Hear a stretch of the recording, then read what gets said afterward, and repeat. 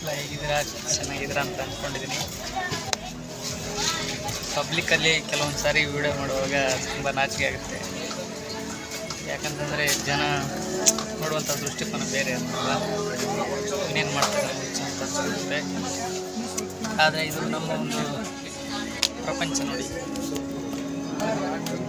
ಹೂವಿನ ಅಂಗಡಿಯಲ್ಲಿ ನಾವಿರೋದು ಈ ಥರ ಲೈಫ್ ಸ್ಟೈಲ್ನಲ್ಲಿ ಯೂಸ್ ಮಾಡ್ತಾಯಿದ್ವಿ. ಹಾಗಂತ ಕೆಟ್ಟದಾಗಿದೆ ಅಂತ ಏನಿಲ್ಲ, ಚೆನ್ನಾಗಿದೆ. ಹೊಟ್ಟೆ ಬದುಕ್ತಾ ಇದ್ದೀವಿ, ಫ್ಯಾಮ್ಲಿ ಚೆನ್ನಾಗಿದೆ, ಬ್ಯಾಕ್ಗ್ರೌಂಡ್ ಏನು ಅಷ್ಟು ಚೆನ್ನಾಗಿದೆ, ಬಟ್ ಫ್ಯಾಮ್ಲಿ ಚೆನ್ನಾಗಿದೆ, ಖುಷಿಯಾಗಿ ಬದುಕ್ತಾ ಇದ್ದೀವಿ. ಫ್ಯೂಚರ್ ಫ್ಯೂಚರ್ ಅಂತ ಏನಿಲ್ಲ, ಬಟ್ ಜಸ್ಟ್ ಲೈಫ್ನ ಲೀಡ್ ಮಾಡ್ತಾಯಿದ್ವಿ ಖುಷಿಯಿಂದ. ಯೂಟ್ಯೂಬ್ ಸ್ಟಾರ್ಟ್ ಮಾಡಬೇಕು ಅಂದ್ಕೊಂಡಾಗ ಯೂಟ್ಯೂಬ್ ದುಡ್ಡುಗೋಸ್ಕರ ನಾನು ಸ್ಟಾರ್ಟ್ ಮಾಡಿದ್ದೆ.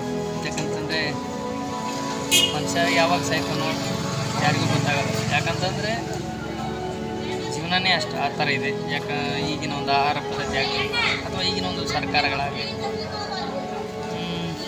ಯಾವ ಸರ್ಕಾರ ಯಾವ ಒಂದು ಜಾತಿ ಅಥವಾ ಯಾವ ಒಂದು ಧರ್ಮ ಯಾವುದನ್ನು ಬೆಳೆಸೋಕ್ಕೋಸ್ಕರ ಜಾತಿ ಅನ್ನೋದು ರಾಜಕಾರಣ ಮಾಡ್ತಾರೋ ಯಾರಿಗೂ ಗೊತ್ತಿಲ್ಲ. ಬಟ್ ಆದರೆ ಪ್ರತಿಯೊಬ್ಬರು ಕೂಡ ಸಮಾನತೆ, ಸಾಕ್ಷರತೆ, ಅಕ್ಷರತೆ ಎಲ್ಲವೂ ಕೂಡ ಸಿಗೋಕ್ಕಾಗಲ್ಲ.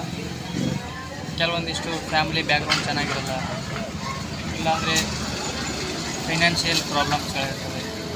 ಇನ್ನು ಕೆಲವೊಬ್ಬರಿಗೆ ಓದೋ ವಿಷಯನ ಅಥವಾ ಓದುವಂಥ ಸಬ್ಜೆಕ್ಟ್ನಲ್ಲಾಗಲಿ ಯಾವುದೇ ವಿಚಾರಗಳಲ್ಲಾಗಲಿ ಇಷ್ಟ ಇರಲ್ಲ. ಆದ್ದರಿಂದ ಕೆಲವೊಬ್ಬರು ಓದೋದು ನಿಲ್ಲಿಸ್ತಾರೆ. ಕೆಲವು ಓದಿರೋವಂಥ ತಮ್ಮ ಹಾಕಿರುವಂಥ ಬಂಡವಾಳ ಅಂತ ಮುಂದಾಗ್ತಾರೆ. ನಾವು ಮೊನ್ನೆ ಒಬ್ಬ ಪೊಲೀಸವ್ರನ್ನ ಅಬಕಾರಿ ಇಲಾಖೆಯಲ್ಲಿ ಒಬ್ಬರು ಪೊಲೀಸರು ಸಿಗಬಿಡ್ತಾರಲ್ವ, ಅವ್ರನ್ನ ಆ ಕ್ಷಣ ನೋಡಿದಾಗ ಸತ್ತೋಗ್ಬಿಡ್ಬೇಕು ಅಂತ ಅನಿಸುತ್ತೆ ಆ ಮನುಷ್ಯನಿಗೆ. ಇಂಥ ಒಳ್ಳೆಯ ಸರ್ಕಾರದ ಒಂದು ನೌಕರಿ ಅಂದರೆ ದೇವರಿಂದ ಬಂದಂಥ ಒಂದು ವರ ಅನ್ಬೋದು, ಆ ಥರ ಆಗುತ್ತೆ. ಆದರೆ ಅವರು ಅದರಲ್ಲಿ ಕೂಡ ಉಚ್ಚೆಯಲ್ಲಿ ಮೀನು ಕೆಲಸ ಮಾಡ್ತಾರಂತಲ್ಲ, ಆ ಥರ ಇಷ್ಟೇ. ಈಗ ತುಂಬ ಕ್ಲಿಯರಿಟಿಯಾಗಿ ಅಥವಾ ಕ್ಲಿಯರಾಗಿ ಹೇಳೋಕ್ಕಾಗಲ್ಲ. ಯಾಕಂತಂದರೆ ಸೋಷಿಯಲ್ ಮೀಡಿಯಾ ಅಥವಾ ಇದೊಂದು ಸಮಾಜ ಒಂದು ಬಗ್ಗೆ ಇರೋದರಿಂದ ಯಾವುದ್ರ ಬಗ್ಗೆಯೂ ಕೂಡ ತುಂಬ ದೊಡ್ಡ ದೊಡ್ಡ ಯೂಟ್ಯೂಬರ್ಸ್ ನೋಡಿದಿರಲ್ವ, ತುಂಬ ಜನ ಕೂಡ ನಾನು ನೋಡಿದ್ದೀನಿ. ಯಾಕಂತಂದರೆ ಅವರು ಇರೋದನ್ನು ಯಾರು ಹೇಳೋಕ್ಕಾಗಲ್ಲ. ಯಾಕಂತಂದರೆ ಇದು ಬಣ್ಣದ ಬದುಕಲ್ಲ, ಬಣ್ಣದವಾಗಿ ಬದುಕಬೇಕು. ಯಾರನ್ನೂ ಕೂಡ ಇಲ್ಲಿ ತಪ್ಪಾಗಿದ್ದಾರೆ, ತಪ್ಪು ಮಾಡ್ತಾರೆ ಅಂತ ಹೇಳೋಕ್ಕಾಗಲ್ಲ. ಅಷ್ಟೊಂದು ಒಂದು ಒಳ್ಳೆಯ ಸಮಾಜದಲ್ಲಿ ನಾವಿದ್ದೀವಿ. ಯಾರು ಕೆಟ್ಟದ್ದು ಮಾಡ್ತಾರೋ ಯಾರು ಒಳ್ಳೇದು ಮಾಡ್ತಾರೋ ಯಾರಿಗೂ ಕೂಡ ಗೊತ್ತಾಗಲ್ಲ. ಸೊ ಇದೊಂದು ಯೂಟ್ಯೂಬರ್ನ ಜರ್ನಿ ಆಗಿತ್ತು. ಸುಮಾರು ನನ್ನಿಂದ ಎಷ್ಟಾಗುತ್ತೋ ಅಷ್ಟು ವೀಡಿಯೋಗಳನ್ನ ನಾನು ಬಿಡ್ತಾ ಇರ್ತೀನಿ.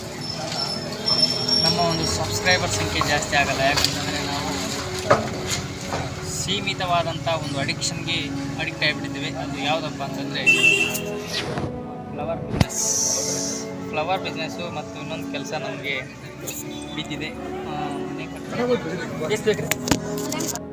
ಮನೆ ಕಟ್ಟೋ ಒಂದು ಕೆಲಸಕ್ಕೆ ನಾವು ನಮ್ಮ ಒಂದು ಸಮಯನ ಮೀಸಲಿಡಬೇಕಾಗಿದೆ.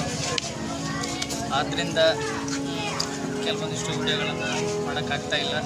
ಇನ್ನು ಕೆಲವೊಂದಿಷ್ಟು ವಿಡಿಯೋಗಳನ್ನು ಮಾಡಬೇಕಂದ್ರೆ ಅದು ಸಮಾಜಕ್ಕೆ ಹಿತನೋ ಅಥವಾ ಘಾತಕನೋ ಅಂತ ಯಾರಿಗೂ ಕೂಡ ಅಥವಾ ನಮಗೂ ಕೂಡ ಗೊತ್ತಾಗಲ್ಲ.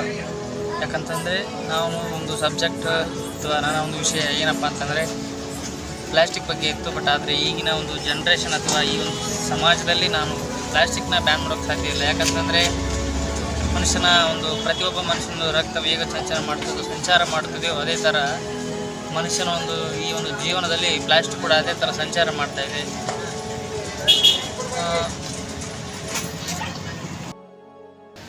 ಪ್ಲಾಸ್ಟಿಕ್ ಕೂಡ ಅದೇ ಥರ ಮನುಷ್ಯನಲ್ಲಿ ಸಂಚಾರ ಮಾಡ್ತಾಯಿದೆ. ಇದೇ ರೀತಿಯಾದ ಹಲವಾರು ಇನ್ನಿತರ ವೀಡಿಯೋಸ್ಗಳಿಗಾಗಿ ನಮ್ಮ ಒಂದು ಯೂಟ್ಯೂಬ್ ಚಾನಲ್ನ ಸಬ್ಸ್ಕ್ರೈಬ್ ಮಾಡಿ, ನಿಮ್ಮ ಒಂದು ಅನಿಸಿಕೆಗಳನ್ನು ಕಮೆಂಟ್ ಮಾಡಿ. ಸೊ ಇದಾಗಿತ್ತು ಒಬ್ಬ ಯೂಟ್ಯೂಬರ್ನ ಒಂದು ಸಣ್ಣ ಒಂದು ಕತೆ. Thank you.